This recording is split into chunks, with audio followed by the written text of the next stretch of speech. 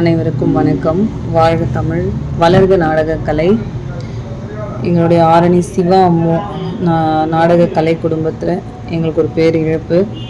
என் அப்பாவுடைய உடன்பிறவா பிறப்பு அசோக் நாடகமன்ற உரிமையாளரும் எனது அன்பு சித்தப்பாவுமான, இதுக்கு முன்னாடி நம்ம அசோக் நாடகமன்றத்தில் வில்லன் வேடமாக நடித்திட்டு இருந்த ஜெய்சங்கர் சித்தப்பா நேற்று இறைவனடி சேர்ந்தார்.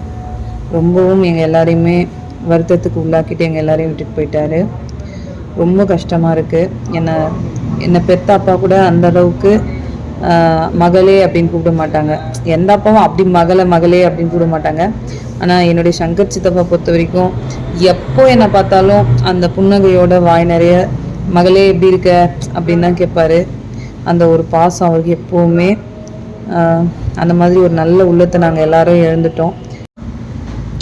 குழந்தை குணம் கொண்டவர், நல்ல மனிதர், சிறந்த நடிகர், இது எல்லாத்த விட ஒரு நல்ல உரிமையாளராகவும் இருந்தார். நம்ம சிவா அம்மு கலை குடும்பத்தில் இருக்கக்கூடிய நாடகக்கலை ரசிகர்கள் நீங்கள் எல்லாருமே பிரார்த்தனை பண்ணிக்கோங்க, சித்தப்பாவுடைய ஆத்மா சாந்தி அடையணும் அப்படின்னு சொல்லிட்டு. ஆனி மாதம் 24ஆம் தேதி திங்கட்கிழமை இன்றிரவு எந்தெந்த மன்றங்கள் எந்தெந்த போதுன்னு பார்ப்போம்.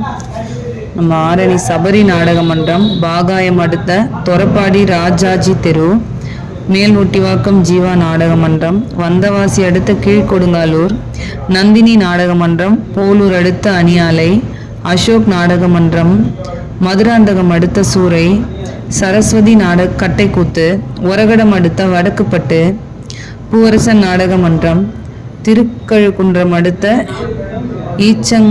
ஈச்சங்கரனை, பத்மா நாடக மன்றம், ஆற்காடு அடுத்த கல்லேரி. நேற்று போன ஊரில் மழையில் நின்ன நாடகம் இன்னைக்கு அப்படியே மாற்றி வச்சுக்கிட்டாங்க. வதியூர் ஸ்ரீ ஜெயம் நாடக மன்றமும் நேற்று மழையில் நின்ன நாடகம் இன்னைக்கு அப்படியே மாற்றி வச்சுக்கிட்டாங்க.